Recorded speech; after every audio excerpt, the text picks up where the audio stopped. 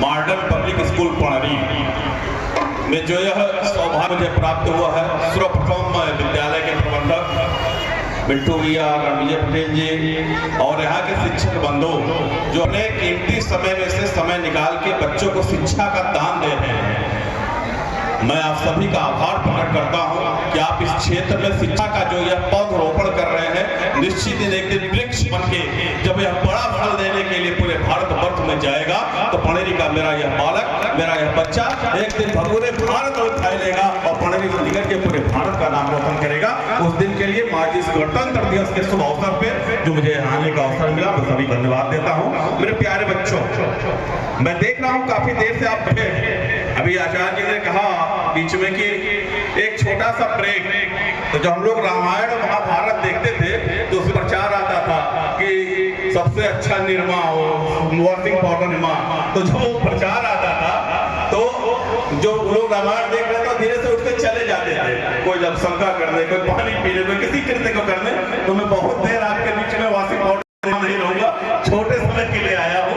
मेरे प्यारे बच्चों, जब कोई आपका प्रतिभागी जो आपके बीच से आपका भाई है, आपकी बंधु, आपकी भगिना है, इस मंच पे आके कार्यक्रम को करती है या कोई व्यक्ति आपके बीच में आके देखो, जोरदार ताली बजानी चाहिए। ताली क्यों बजानी चाहिए? उसके पीछे एक विज्ञान है।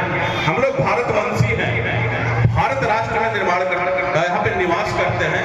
हमको आज जो गणतंत्र दिवस के अवसर पे हमारे तमाम शहीदों ने, आपको याद होगा, आपके बुजुर्ग आपको बताते होंगे कि आपके बीच से इसी रुधौली के धरा से, आपके ही परिवार से शहीद शिव गुलाम सिंह ने भी आपके आजादी के लिए अपने जीवन की आहुति दी थी, आपके अपने परिवार से।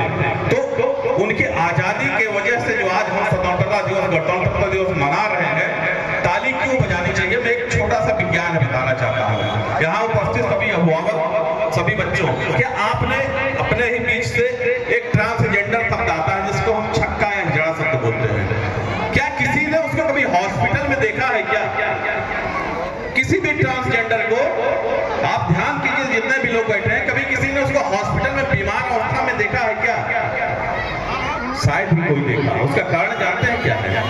जो दिन भर ताली बजाता है, हमारे हाथ की जो 36 इंद्रियां इसमें होती हैं, जब हाथ पे ताली बजाते हैं जो एक्यूपंक्चर होता है, एक्यूपंक्चर से हमारे शरीर की जो रुधिर अवस्थाएं होती है तेज हो जाती हैं और हम कभी बीमार नहीं पड़ता। योग गुरु आदरणीय रामदेव जी ने जब योग को पूरे विश्व में भारत से निकाल के स्थापित किया, जब योग के लिए पूरा विश्व भारत की जय जयकार करने लगा, तब योगी आचार्य रामदेव जी ने क्या कहा था कि जहां भी समय मिले खुल के हंसिए, खूब ताली बजाइए। उस पीछे का विज्ञान यह है। हम सनातनी हैं, हम भारतवंशी हैं, हमारा इतिहास है, हमारा जो धर्म है, हमारा जो सनातन है, उसके एक एक रंग के पीछे एक एक इतिहास है।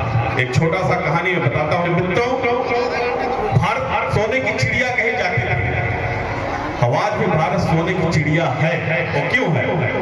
जब इस सोने की चिड़िया को लूटने के लिए तमाम अंग्रेज, चंगेज, मंगोल, तंगोल, विदेशी आक्रमणकारी भारत पे आक्रमण करने लगे, हमारी वसुधा को, तमाम संपत्तियों को लूटने का प्रयास करने लगे, तो यहाँ के छोटे छोटे रियासत जो सैकड़ों की संख्या में लाखों मंगोलों, चंगेज अकेले लड़ती थी और उनको काट काट के सीमा से बाहर खदेड़ देती थी। तो उनमें एक चिंता का कारण क्या है?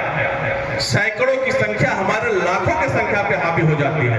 आपने इतिहास पढ़ा होगा महाराणा प्रताप का, आपने इतिहास पढ़ा होगा सुमेर सिंह का, आपने इतिहास पढ़ा होगा गुरु तेग बहादुर जी का।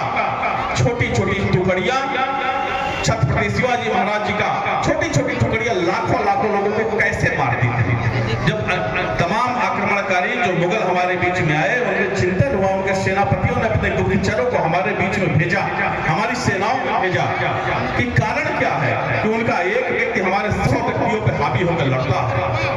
तो उनके गुप्तचर जब यहाँ से लौट के अपने खेमा में गए तो उन्होंने बताया कि भारत की जो सेनाएं हैं, हिंदुस्तान की जो सेनाएं हैं, वो इसलिए मजबूती से लड़ती हैं कि जब सूर्य का उदय होता है तो सर्वप्रथम सूर्य को प्रणाम करके और रणभेरी के समय दुर्गा का आह्वान करके और चंदन लगा के जब भगवा रंग लेके मैदान में उतरते हैं तो उनके तलवार जब चलते हैं तो नहीं लड़ता, बल्कि शक्ति उनके साथ लड़ती है। और जब वो शक्ति लड़ती है तो एक व्यक्ति हजार हजार व्यक्तियों को काटने में, इसीलिए आप इतिहास पढ़ा होगा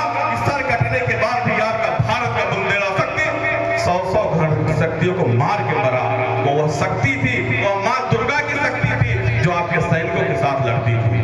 तब उन्होंने विचार किया कि इन सैनिकों को हम कमजोर कैसे कर सकते हैं, कैसे इस शक्ति को हम इन सैनिकों से हटा सकते हैं, तब हम भारत के व्यथा, भारत की विधा को जीत पाएंगे। फिर उन्होंने आपके बीच में व्यसन का प्रभाव डाला, अपने सैनिकों के माध्यम से, अपने अक्षरों के माध्यम से आपके बीच व्यसन का प्रभाव डाला।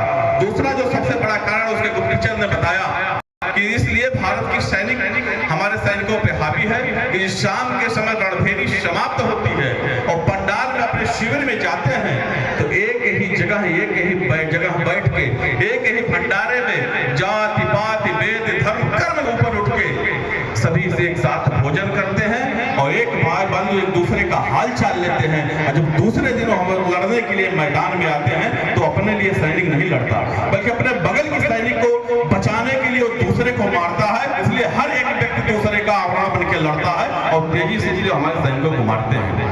तो विदेशियों ने क्या किया, हमारे बीच व्यसन लग गया, हमारे सैनिकों को मदिरापान करना सिखाया, हमारे सैनिकों के बीच में मांस खाना सिखाया और जाति धर्म के रूप में हमारे सैनिकों को बांटना चालू किया। जब यह कुरीति हमारे अंदर विदेशियों द्वारा डाली गई, हमारी शिक्षा की व्यवस्था में उन्होंने तमाम गड़बड़ियां लाई। जब यह कुरीति हमारे बीच में आई, हम कमजोर होने लगे और जब हम जाति धर्म भेद के हिसाब से लड़ने लगे तब हम हारना चालू हुए।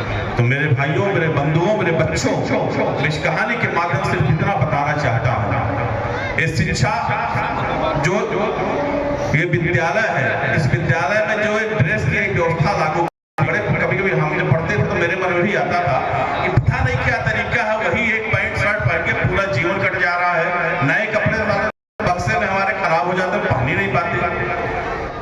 हमारे विद्वानों ने उसकी व्यवस्था बनाई थी, जाति धर्म गरीब किसी भी प्रकार का व्यक्ति हो, लेकिन विद्यालय में जो आएगा तो एक व्यवस्था में आएगा, एक अनुशासन में आएगा, एक ड्रेस में आएगा। वहां पे सभी विद्यार्थी होंगे, न कोई ऊंच होगा, न कोई नीच होगा, न कोई धनी होगा, न कोई गरीब होगा। ये हमारी पद्धति है, हम उस पद्धति से पैदा हुए हैं और इस पद्धति को हमें आगे बढ़ाना है। बीच में हमारे बीच में जो कमियां आई हैं, गणतंत्र दिवस का अवसर है, मैं इसलिए इन चीजों को कह रहा हूं कि हमको अभी और भी चीजें अपने गणतंत्रता में लानी है, अपने व्यवस्था में बदलाव करना है। हमारे बीच में जो विदेशियों के द्वारा एक गंदगी फैलाई गई, आज कुंभ जैसा महासमागम हुआ है, पूरा विश्व आपके भारत को देख रहा है। हमारा सौभाग्य है आदरणीय नरेंद्र मोदी जी के नेतृत्व में भारत का गुणगान भारत ही नहीं अभी विश्व में हर जगह हो रहा है। कुंभ का जो भयावह दृश्य चल रहा है, करोड़ों करोड़ की संख्या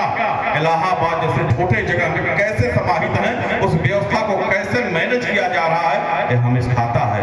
ये हमारा सनातन की शक्ति है कि हर एक भाई दूसरे भाई की मदद करके उनको गंगा तक ले जा रहा है, गंगा का अमृत पान करवा रहा है, उनको उनके कुंभ तक पहुंचा रहा है, उनके कैंप तक ला रहा है। धीरे धीरे हम पुनः अपनी पुनरावृत्ति की पुराने कल्चर की तरफ लौट रहे हैं। आने वाला दिन दूर नहीं है और एक भविष्यवाणी अभी बड़े बड़े आदरणीय मिश्रा जी का मैं वो वक्तव्य सुन रहा था, उन्होंने कहा कि आने वाला 2027 भारत आईटी और एआई के क्षेत्र में विश्व का सबसे बड़ा देश बन के उभरेगा। आने वाले समय में आईटी के क्षेत्र में भारत पूरे विश्व का नेतृत्व करेगा।